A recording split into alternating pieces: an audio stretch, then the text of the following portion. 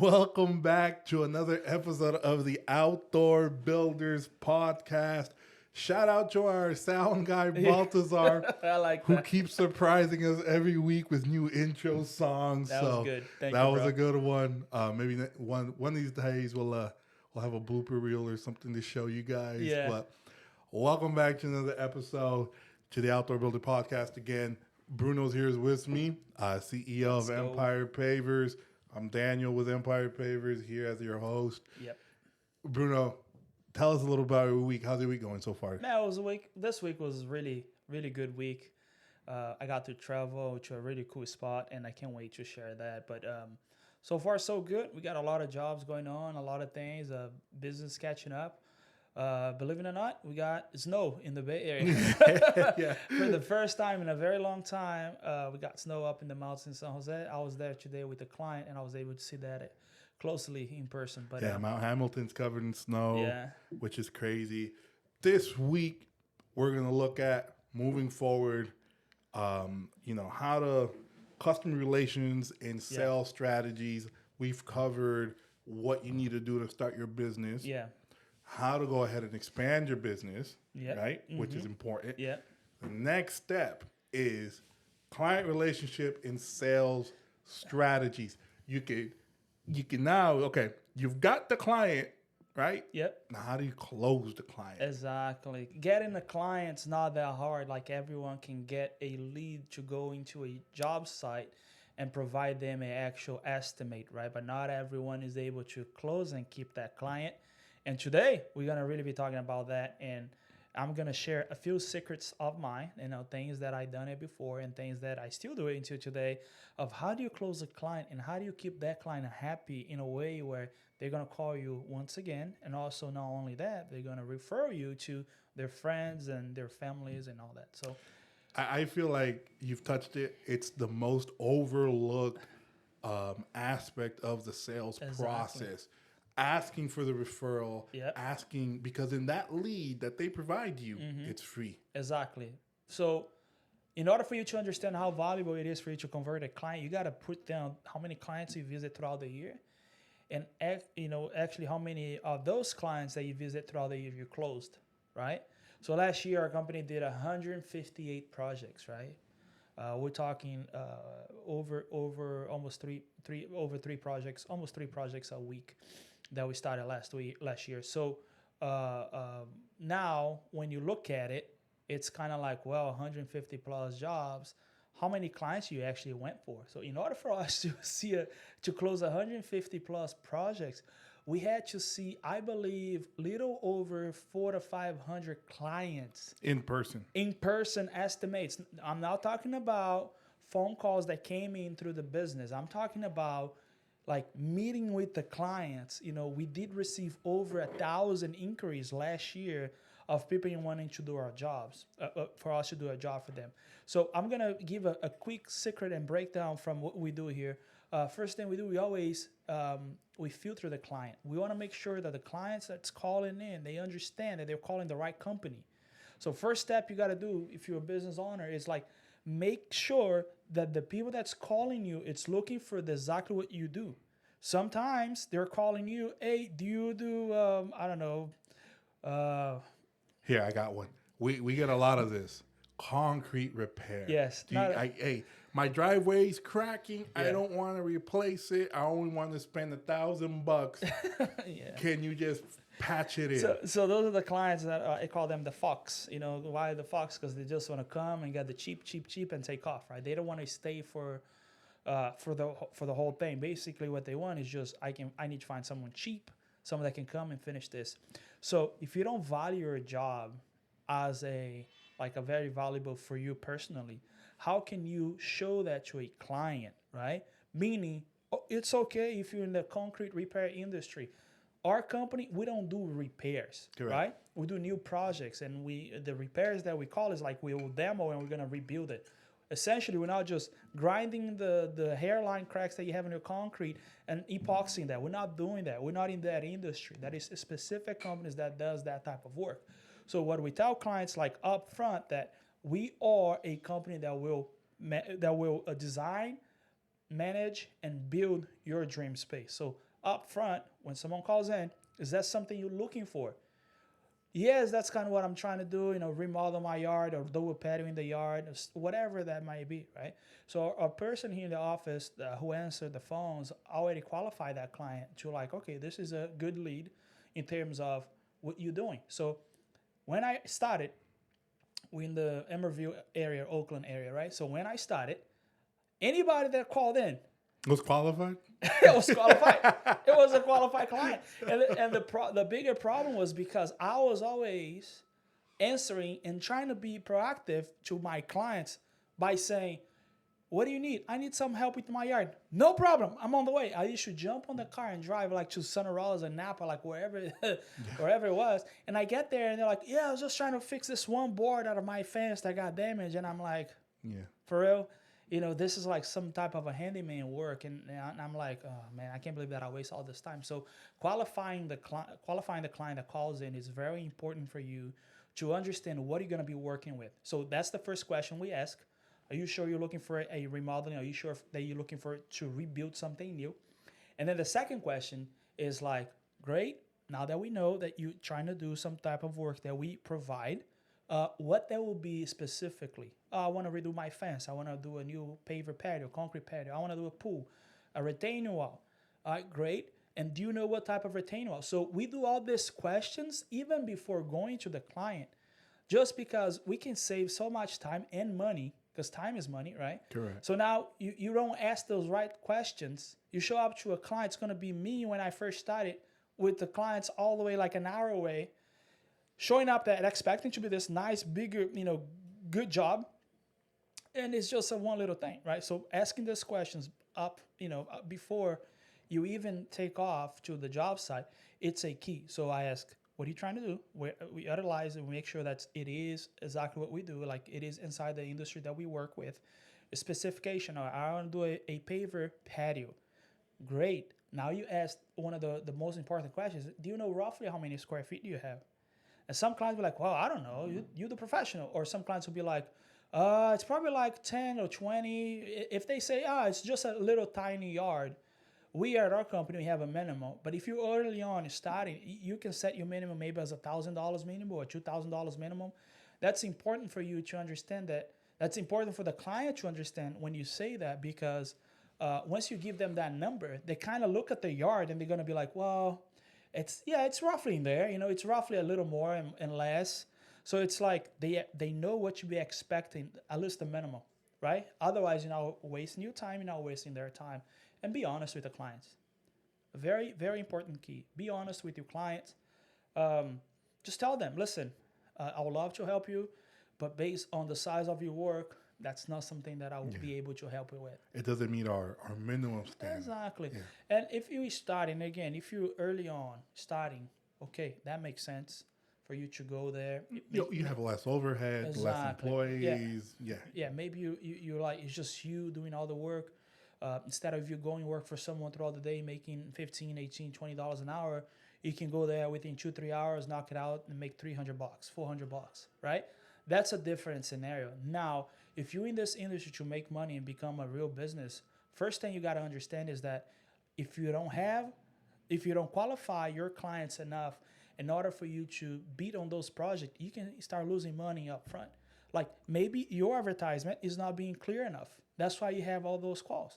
Maybe the way you producing your content and videos for your business, it's not how the clients are seeing the clients are not seeing the way you see it. Meaning, like you're not presenting yourself very well, right? Yeah. So I feel like that's one of the things that we always gotta be watching out. Like, right, be clear. Like, be clear with your clients and speak out what you do, what you don't want to do. Be honest with the client up front. Don't try to go there and get the job just because you want to get a job and try to find someone to do it. We talked about this before.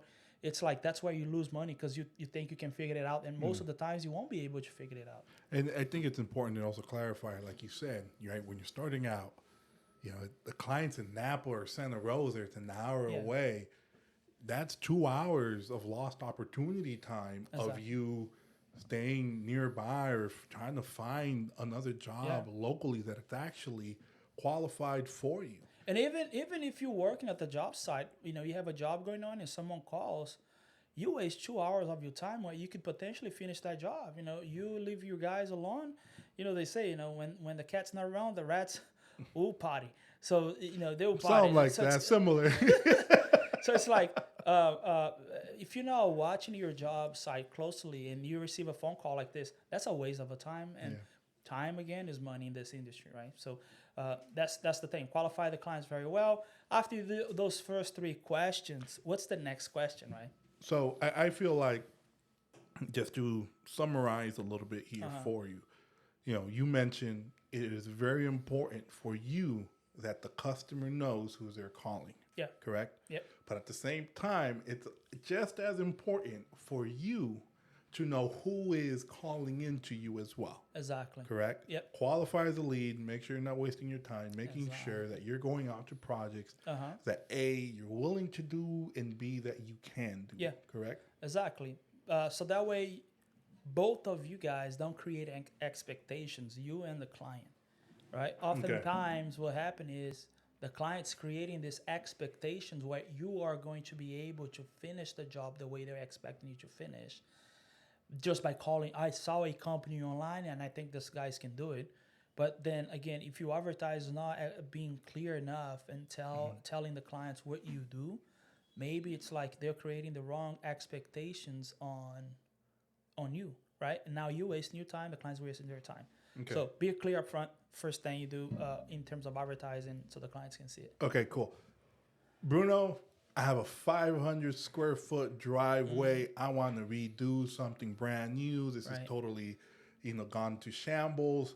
Perfect. You guys line up. Now what? Yeah. So we set an appointment, set a date. We confirm with the client what day works for you. And then if it is a man, trying to make sure that the wife is there. Usually the wife is the one that's pulling the trigger anyway. So I can tell you stories here from like clients that I show up and it's like whatever she wants. And then some of the ladies go like, I want this, I want that, I want this, I want that. And I'm looking at the husband like, oh, this is going to be expensive, Yeah. But at the end of the day, happy wife, happy life. That's how it usually goes. Yeah. And then, make sure that both of them are at the property when you're going out there. It might be doing the work hours where, one of them is outside. Try to arrange a time where either early in the morning or in the afternoon where they can actually do the meeting. Otherwise, it's not going to be something productive in terms of many times I'm talking with either the husband or the wife, just one of them is there. And what they do is, I'll talk with my husband when he gets home, or I'll talk with my wife when she gets home. And it's like, if both of them are there, it's like, I'll talk with, no, there's no that excuse. So you eliminate one excuse from the number one excuse of clients, like saying, I got to talk with someone about this, right? Meaning it could be their partners, it could be whoever, the mother, father. And then when you have both of them there, it's like there's no one to make decisions besides you guys. So I'm here to close a deal with you. And this is when you got to use your sell pitch and really know what you're doing. Creating value to what you're trying to offer, creating value to what you can do. And then by doing that, you're able to realize that you're able to really provide to them a firm, trustworthy confirmation in terms of like, yes, they can do this job. Yeah. Like you essentially, it's showing to them that you're a trustworthy company that can do their job. Yeah. And personally myself, I've found many scenarios where, you go out to a consultation and the wife and the husband are there, or the partner's there, and it just makes the meeting more efficient. Mm-hmm. At the same time, sometimes the communication between them isn't the best. Yeah. And you guys are kind of working out like, hey, what is it that you guys really want? And sometimes you're sitting there. I've experienced where I'm standing there for at least a good 5 minutes while the wife and the husband are right in front of me and they're discussing. Yeah. Let's do this. Well, I don't want to do that. I like this color. I want to do this. Let's do that. Let's prioritize this. And you're just by doing that and waiting those 5 minutes while they figure that out, it kind of frees you up. It kind of speeds things up by a lot, because otherwise you're kind of jumping back and forth between the husband and the wife and then this and then that. You're laying out all your cards on the table. Yeah. And everything's way more efficient. And check this out. The nicest and largest jobs that I ever sold, my largest job into today is a $1.27 million project. The largest job that one of the largest jobs that I ever sold, it took me 4.5 hours, like on the same day. I canceled everything that I had, all the other appointments, I rescheduled all that, because it was a couple $100,000 project. It was a good sized project. And it's like the husband and wife engaged with me in a way where it's like, we're ready to move forward. Why don't we just sit down and go over everything, all the options in it? And I'm like, that's it. Turn my head behind, my head, to the back. And I was like, all right, let's do it. So I started, writing things down, and I started working with them. This is going to work. This is not going to work.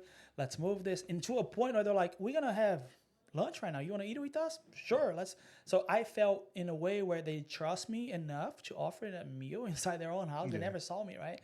Within, first 10, 15 minutes, the first impression that someone will have from you is essentially a really positive thing for you to pull the trigger and close a deal.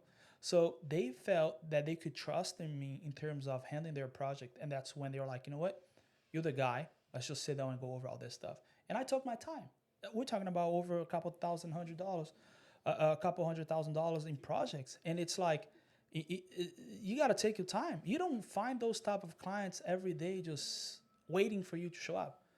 So it's like, take your time, just be on top, and really do what you're trying to do. We got the guys working today in the warehouse, making a lot of noise. But already, anyways. So just take your time to do what the diligence, right? Yeah. Like, go do the right thing.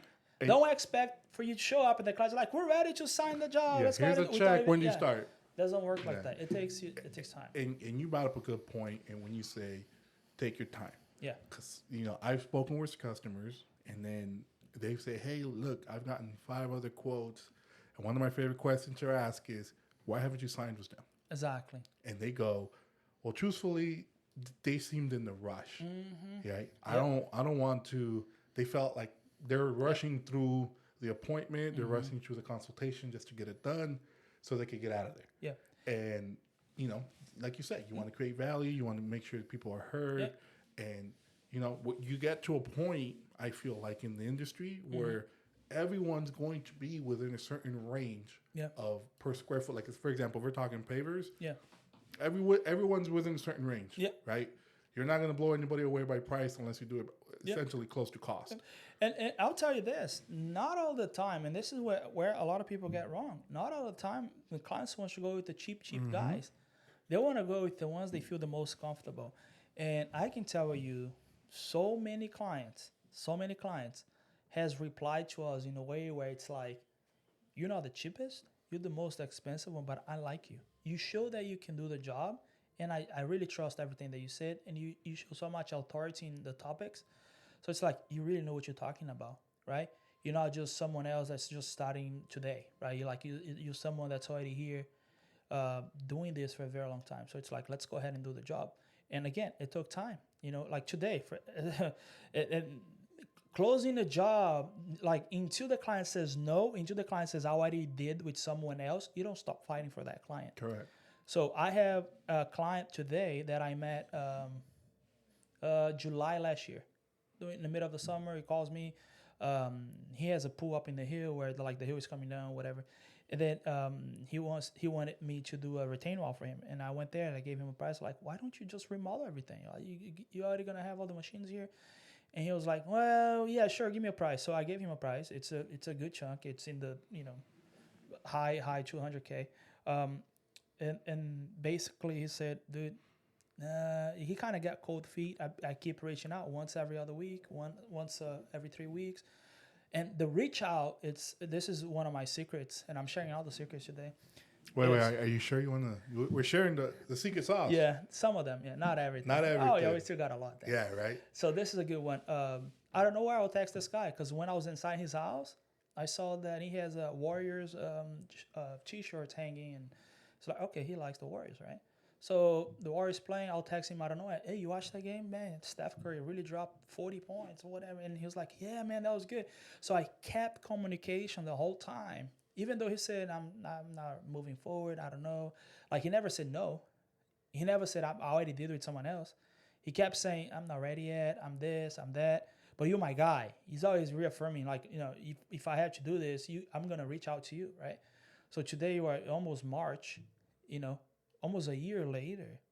This guy just texted me, I'm ready to do the job, right? So it's like, if I would have like checked on him throughout the months, I was in Vegas and I saw one of the things that he likes. I sent him a picture. Look, I'm at the booth of another company you work for. And he was like, oh, that's awesome, and thank you for doing that, and blah, blah, blah. And it's like, I kept, pursuing him in a way where it's like, it's almost a friendship in a way where it's like, I'm not trying just to make money on him. I'm just trying to show him that's like, look, dude, whenever you decided to move forward, I'm here. I'm very sure my competitors are not doing that. Why? Because they're all about numbers and, monthly budget, the quarter goals and the, yearly goals and money. With me, it's like we're creating a culture that's way different than just making money. We're creating a culture where people can trust us with potentially the second most expensive purchase that they will ever do in their life. So you have a house. Sometimes some people spend a lot of money in cars, but like redoing a remodeling on the outside can sometimes be the second most expensive purchase that a homeowner will ever do. Wow. Into their property. So no one looks at that point. I look at that point all the time.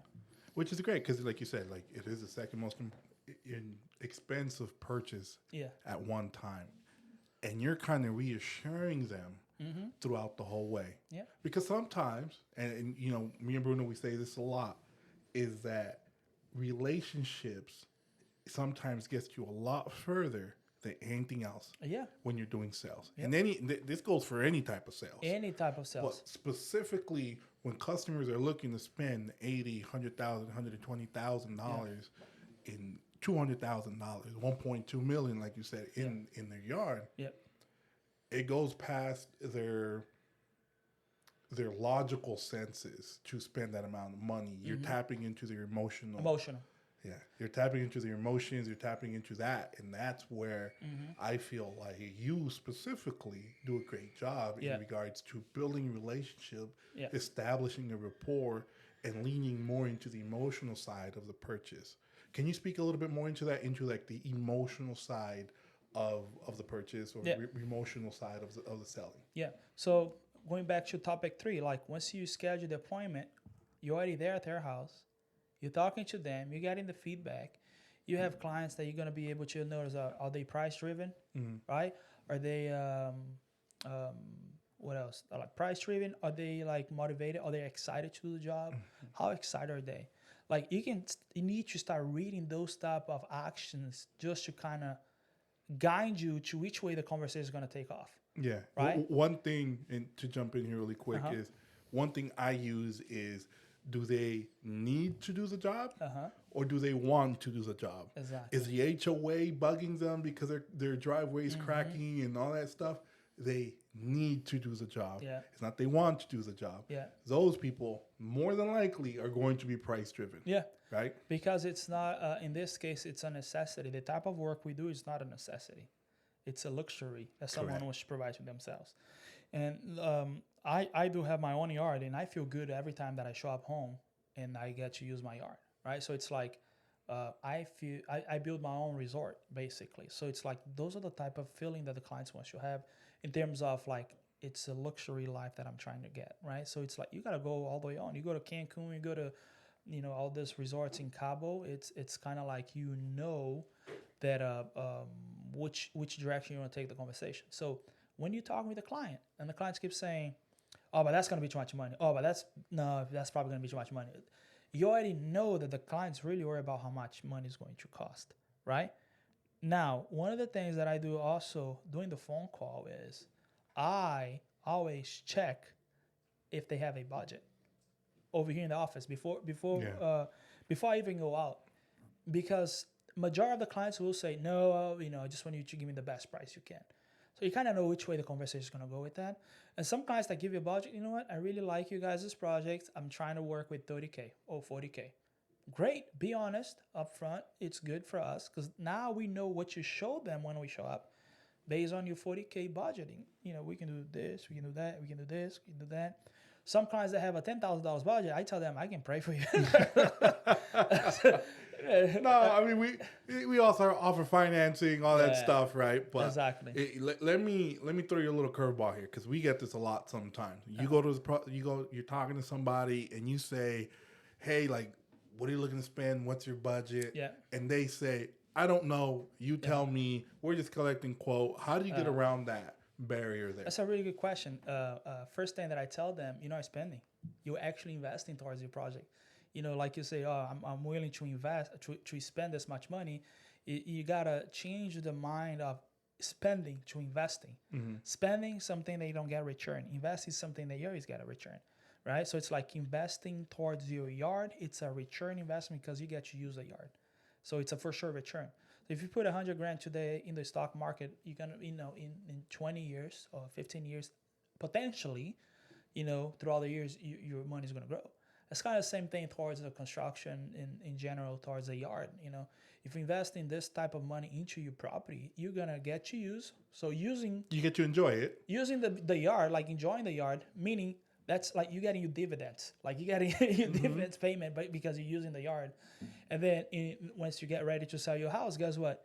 The yard is the number one thing that calls people's attention to sell it, right? So if you show up someone's yard, and you can see this by Zillow. You go on Zillow, people that wants to show their yard, it's always the first picture. It's never the house picture. Why? Because that calls attention. Oh, it's a lot of space. My kid can come and play. There's enough space for me to do a playground. There's enough space for me to do all this stuff. So if your yard is ready, that's potentially a plus on the sales. It will help sell your house quickly. Now, if inside the house is beautiful, but you go outside, it's like a junk, it's like, I got to spend a lot of money to fix this stuff, right? So it's like there is things that you can really show the client that you're not spending, investing money towards your house, and that's the language that I use, right? Like you're investing in the money in something that you're gonna get to use, you're gonna get to enjoy, and then when you sell the house, that's gonna bring value to you. Is that what you ask? Yeah, that's what I'm asking. Yeah. So that's basically what. Because sometimes I go off topic. But it's no. like. But yeah, that's how I conduce the conversation. When they give me a budget, it's like, okay, I can work with this budget. That's how we do it right here. And then the client says, you know what, I need a visual. Like, can you design something? And yes, we do offer a free design to our clients. And this is something that the competitors around here, they get mad at me and they always tell me, how do you do it? I'm like, oh man, you gotta learn the system. And this is the type of secret that I'll share into our course. Like, I'm not just gonna give it for free, this one, but it's like I do offer free 3D design, and that is a whole strategy. And by doing a 3D design, it really improves your closing rate to the roof. Because there are customers that cannot envision it, right? Yeah. I've had customers say, hey, listen, man, like, what you're telling me sounds great. I just cannot envision it. Yeah. Or, hey, like, can you put something together for me so I could show my family, so I could show the kids, so I could show the wife, right? All of that, like, that really helps. If the kids are excited to say, hey, I'm going to be able to play on turf when you have a playground, like, that adds more value too. They're little mini salespeople for you, right? Yeah. So they'll help us in a way where it's like, I want to play in that yard, mommy or daddy, and it's like, yeah, that's your yard, And essentially, it's for the family, right? And when you show the clients that you can deliver quality work based on a design, after the conversation goes towards like the budgeting and all that stuff, it's kind of like, let's go ahead and do it. Everything's good. And let's go ahead and pull the trigger, and you show that design, like, this is what you're gonna get. That's like a done deal. A lot of people just fell into it. I just want to touch something really quick. I backtrack a little bit. When you show up to the appointment, please be excited. Yeah. Please be excited. Please be happy to be there, right? These people are probably anticipating your arrival for a week or a couple days, and they're thinking like, oh man, this guy's gonna solve my problems. This guy's gonna solve this. And if you show up and you're like, it's Monday. It's Monday, man. I didn't have coffee this morning. I got an argument with my wife or blah blah blah. Like that, people feed off of that. And if you're not excited about their project, they're not going to be excited about you completing their project. And you can't be too high up on sugar either. Like, you can't just show up and be like, hey, how's it going? Let's go ahead and do your job. No one No, they'll be like, something's wrong with this guy. I'm not doing the job with him. Something's just off. But I feel like the more authentic, that's the word. Absolutely. The more authentic you are, the more trustworthy you become. So it's like I show up to job sites, and because we do run a lot of ads and marketing and all that stuff. And some of the people get excited. Oh, you came, like you're the guy from the video. It's kind of funny, but it gives me like an identity of like, okay, this guy's good. I see him around, so he knows what you do, right? So, but basically, once I'm there, I sit down, I listen to the clients, I hear what they want to do, and I don't try to push my design on them. I hear what they want, and then I'm like, are you kind of trying to go to a modern look? Are you trying to go to a traditional look? Are you trying to go towards a English modern? Like, I'll give them example based on the conversation, and based on that, it's like, yep, that's roughly where we're trying to do. That's roughly where we want to be, and blah blah blah, and done. So my goal is to leave that house with $1,000 deposit in hand, so I can send them a contract and everything, so they can sign it. Yeah. And that's pretty much it. Again, I think you touched in something that's very important. Yeah, you were there to guide the customer. Yeah. Into getting what they want. I tell people all the time, hey, I could build what I want, and then I'm happy, and then I leave, and I don't live here, and you live here, and you're right? Yeah. Like, I want to make sure we build something that you enjoy, that works for you and your family. Right. And part of that is respecting the budget. Right. So, guys, we could probably talk about this for probably 3 hours, 4 hours. Yeah, I love this stuff. Yeah, all that stuff sells for me, man. Gets me excited. It's something that I know Bruno does as well. Yeah. We have a passion for helping people. Exactly, just helping people be better in what they do, and just making sure they understand that what they're doing is what they love to be doing for the rest of their life. So, sales is the key. If a company doesn't sell, that means they don't stay around longer. So, just want to say that. Well, hopefully we're around long enough for next week when we record the next episode of the Outdoor Builder podcast. Sorry, Bruno, I cut you off. Any closing words? Yeah, I was just gonna say that it's exactly what you're saying. Like, if you don't close jobs, you're out the game, right? And this is why we're creating a whole course and the strategies of how to start your business and get the first 6-figure, 7-figure, 8-figure business. And I want to show you how.